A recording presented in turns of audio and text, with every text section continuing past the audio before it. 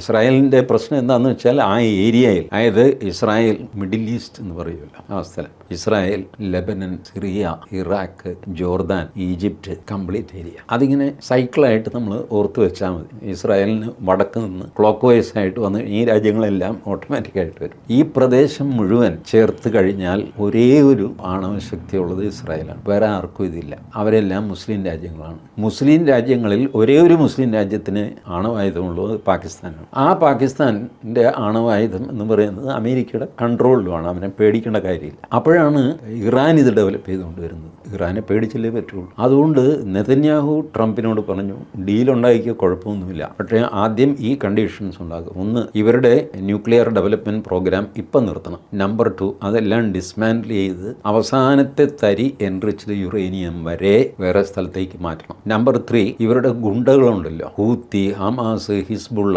ഇതിനെയൊക്കെ പിരിച്ചുവിടണം. അത് കഴിഞ്ഞ് നിങ്ങൾ എന്താ എണ്ണയോ പിണ്ണാക്കോ എന്താണെന്ന് വെച്ചാൽ കരാറുണ്ടായി. ട്രംപ് അത് നിഷേധിച്ചിട്ടുമില്ല, സമ്മതിച്ചിട്ടുമില്ല. ആ അവസ്ഥയിൽ നിൽക്കുകയാണ്.